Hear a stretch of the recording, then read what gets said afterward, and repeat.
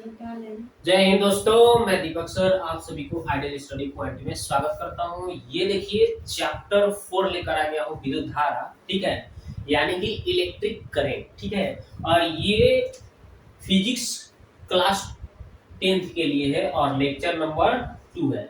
अब इसमें हम लोग देखेंगे आवेश का प्रकार। आवेश का प्रकार हमने इसके पिछले वीडियो में आवेश के बारे में अच्छी तरह से बताया था कि जब दो वस्तुओं को आपस में रगड़ा जाता है तो उसके बीच आकर्षण या प्रतिकर्षण का गुण आना आवेश कहलाता है। आवेश दो प्रकार का होता है। कितने प्रकार के?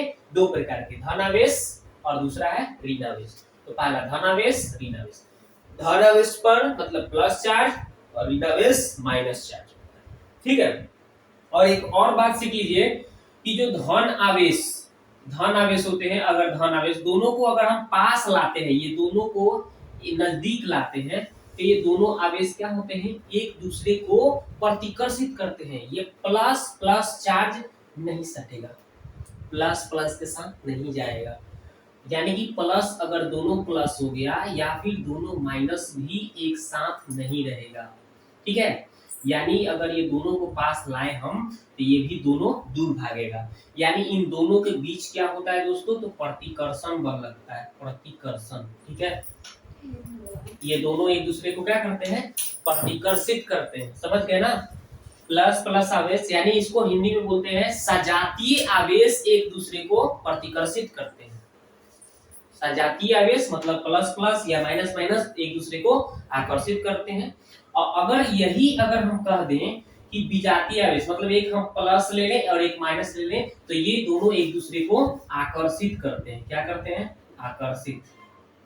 क्या करते हैं? आकर्षण करते हैं। अगर प्लस माइनस दोनों ले लें, अगर यहाँ माइनस हो जाए और यहाँ पे प्लस हो जाए, तो ये दोनों को अगर हम पास पास लाएं तो ये दोनों क्या हो जाएंगे? एक दूसरे को आकर्षित करते हैं। ये इसका आवेश का गुण हो गया दोस्तों। ठीक है, अगर आवेश की कहीं गुण लिखने की आए तो आप बता सकते हैं इस सजातीय आवेश एक दूसरे को प्रतिकर्षित करते हैं, विकर्षित करते हैं, और विजातीय आवेश एक दूसरे को आकर्षित कर लेते मतलब सट जाते हैं। ठीक है, चलते हैं आगे। अब धन आवेश क्या होता है, ऋण आवेश क्या होता है, ये भी जानकारी ले लीजिए। तो धन आवेश, जब कांच के छड़ को, कोई भी कांच का छड़ लेंगे और कांच के छड़ को रेशम से, काफी से, देखिए जब कांच के छड़ को रेशम के कपड़े से रगड़ा जाता है तो कांच के छड़ में जो आवेश उत्पन्न होता है उसे हम धन आवेश कहते हैं।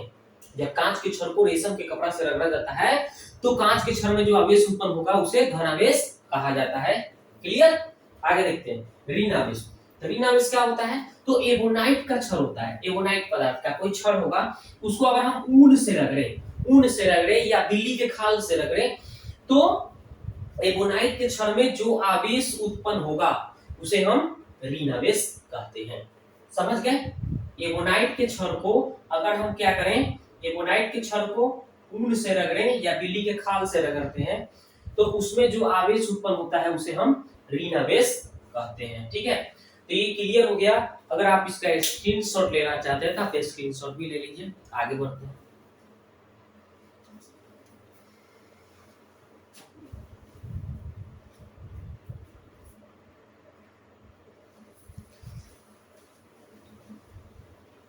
तो अब देखिए दोस्तों, अब क्या है, थोड़ा सा नोट में बात लिख लेंगे आप। क्या आवेश को न तो उत्पन्न किया जा सकता है और न ही नष्ट किया जा सकता है। ये ऑब्जेक्टिव में भी पूछा जा सकता है कि आवेश को न तो उत्पन्न किया जा सकता है और न ही डेवलप किया जा सकता है, नष्ट किया जा सकता है। ठीक है, न उत्पन्न कर सकते हैं न नष्ट कर सकते हैं, केवल उसको हम क्या कर सकते हैं? संरक्षित किया जा सकता है। क्या किया जा सकता है? आवेश को संरक्षित किया जा सकता है। आवेश संरक्षित किया जा सकता है। यहाँ पे लिख दीजिएगा आवेश को संरक्षित किया जा सकता है। ठीक है, तो इतना बातें आपको याद रखना है। ठीक है, अब देखिए चालक या सुचालक पदार्थ। चालक पदार्थ या सुचालक पदार्थ क्या होता है? चालक चाहे सुचालक पदार्थ पूछा जाए तो कैसे बताना है? तो वह पदार्थ जिनके एक सिरे से दूसरे सिरे तक आवेश आसानी से जा सके। मान लो ये एक हम तार लिया और यहाँ से लाइन जुड़ा और यहाँ तक आ गया, तो ये हमारा क्या हो गया? ये जो तार है क्या है? चालक तार हो गया, सुचालक तार हो गया। चालक या सुचालक, इसको हम पदार्थ कहेंगे या तार कहेंगे। ठीक है, जैसे चांदी का तार, लोहा, तांबा, इस सब के जितने भी तार हैं, ये सब क्या होते हैं, इसमें आप लाइन जोड़ते हैं, आवेश देंगे तो एक सिरे से दूसरे सिरे तक आसानी से पहुंच सकता है। तो इसी को हम कहेंगे चालक पदार्थ या सुचालक पदार्थ। ठीक है। अब कुचालक, अचालक, विद्युत रोधी, ये तीनों तीन तरह से बोला जा सकता है, आंसर एक ही होगा। ठीक है। तो विद्युत रोधी पदार्थ क्या होगा, या कुचालक या अचालक पदार्थ क्या होता है, जानिए। वह पदार्थ जिनके एक सिरे से दूसरे सिरे तक आवेश नहीं जा सकता है, नहीं जा सके, उसे विद्युत रोधी पदार्थ कहते हैं, या कुचालक पदार्थ कहते हैं, या अचालक पदार्थ कहते हैं। समझ गए। जैसे आपका पत्थर है, तो पत्थर में आप कोई पत्थर लेकर इसमें हम आवेश यहाँ से जोड़ेंगे तो क्या यहाँ तक पहुंचेगा, नहीं पहुंचेगा। तो नहीं पहुंचेगा तो ये क्या होंगे, ये आपका कुचालक या अचालक या विद्युत रोधी पदार्थ हो गया। चाहे कोई प्लास्टिक ही ले लीजिए, कोई प्लास्टिक का डब्बा ही ले लीजिए और यहाँ से लाइन जोड़िए यहाँ पे, तो ये इसमें नहीं जाएगा आवेश। ठीक है। एक सिरा से दूसरे सिरे तक आवेश नहीं जा सकता है, तो ये क्या हो गया, विद्युत रोधी पदार्थ हो गया। समझ गए। जैसे पत्थर, रबर, प्लास्टिक इत्यादि। समझ गए। आगे बढ़ते हैं। इसका आप स्क्रीनशॉट लेना चाहेंगे तो ले सकते हैं।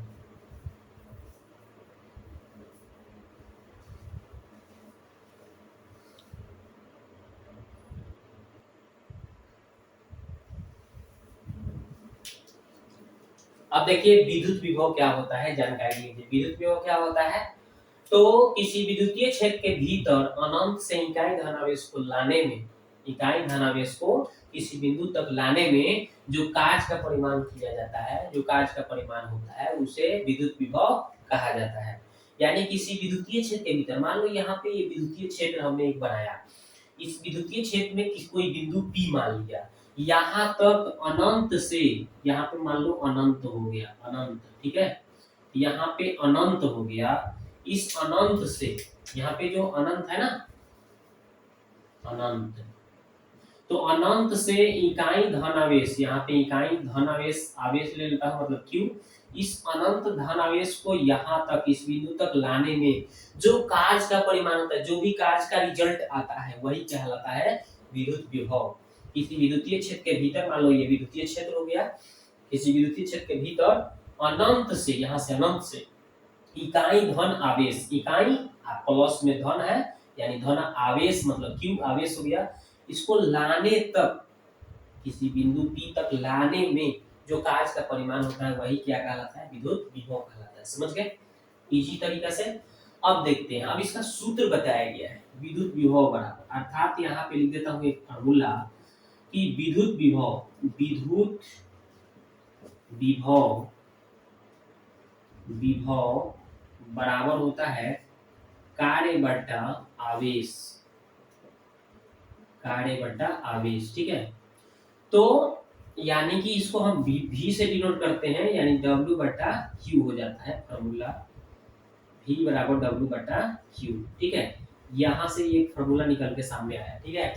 अब यहाँ से आप चाहेंगे तो एसआई मात्रक निकाल सकते हैं, इसी से हम एसआई मात्रक बताते हैं। देखिए, तो विद्युत विभव का, विद्युत विभव का एसआई मात्रक कोई पूछता है, मात्रक, एसआई मात्रक क्या होता है। देखिए, तो एसआई मात्रक क्या होता है, ये भी बहुत एग्जाम में आता है, वोल्ट होता है। तो पहले यहाँ से निकालिए, ये कार्य है, कार्य का क्या होता है, जूल, और ये आवेश का कूलम, तो कूलम ऊपर जाएगा तो कूलम इनवर्स हो जाएगा, यानी जूल प्रति कूलम हो गया, जूल प्रति कूलम, जूल प्रति कूलम, जैसे लिख देता हूँ वैसे, जूल प्रति कूलम। ठीक है।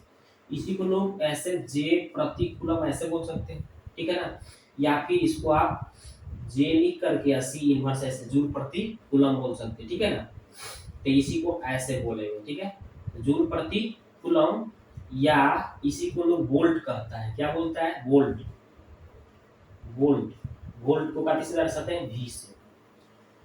तो याद रखना है विद्युत विभव का ऐसा ही मात्रक जूल प्रति कूलम, यानी जे प्रति, इसको हम बोले ना जे प्रति सी, ऐसे भी लिखा सकता है, याद रखिएगा। ठीक है। और वोल्ट, इसी का नाम है, जूल प्रति कूलम को ही वोल्ट कहा जाता है। यानी यहाँ से एक फॉर्मूला निकल के सामने आया कि 1 वोल्ट बराबर, कोई बोलता है कि 1 वोल्ट बराबर कितना होता है, तो 1 जूल प्रति कूलम, ये भी याद रखिएगा फॉर्मूला। ठीक है, तो इतना बात आपको याद रखना है। ठीक है, तो विद्युत विभव क्या है, परिभाषा समझ गए। विद्युत विभव का सूत्र कार्य बटा आवेश W बटा Q, इसका ऐसा है मात्रक जूल प्रति कूलम या वोल्ट। वोल्ट समझ गए ना। आगे बढ़ते हैं।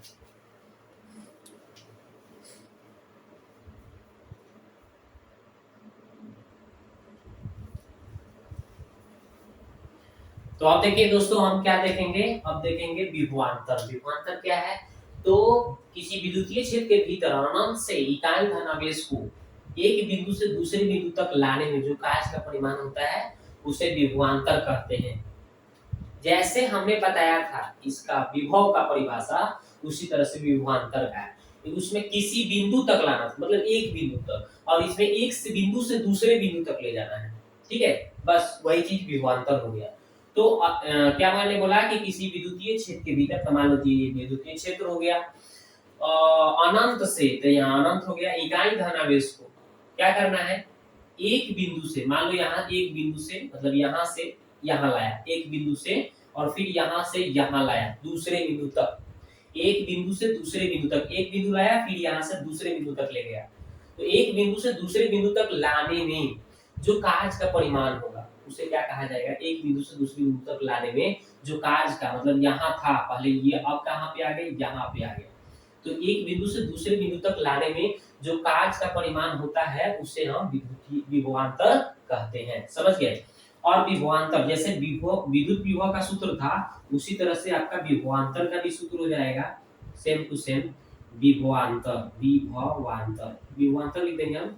तो विभवांतर में भी कार्य बटा आवेश ही होता है, विभवांतर में भी कार्य बटा आवेश होता है। ठीक है, इसमें भी कार्य ही हो रहा है लेकिन एक बिंदु से दूसरे बिंदु तक। ठीक है, और कार्य बटा आवेश, तो इसका भी सूत्र W बटा Q ही होगा। ठीक है, W बटा Q, दो बिंदुओं का, लेकिन ए बी, मतलब ये ए और बी से, ए से बी तक अंतर लिया जा रहा है, तो VAB भी बोल सकते हैं या केवल V बोल सकते हैं। ठीक है, विभवांतर को भी V से डिनोट किया जाता है। और विभवांतर का ऐसा ही मात्रक, यहाँ विद्युत विभव की जगह क्या कर देंगे हम, विभवांतर कह देंगे, विभवांतर। ठीक है, तो विभवांतर का भी ऐसा ही मात्रक जो होगा जूल प्रति कूलम, यहाँ से W का जूल यानी कार्य का जूल हो गया, आवेश का कूलम हो गया जूल प्रति कूलम, या इसको वोल्ट भी कहा जाता है, यानी एक वोल्ट बराबर 1 जूल प्रति कूलम। तो विभवांतर का भी कोई मात्रक पूछता है तो सेम टू सेम जो विभव का होता है वही विभवांतर का होता है। ठीक है, याद रखेंगे।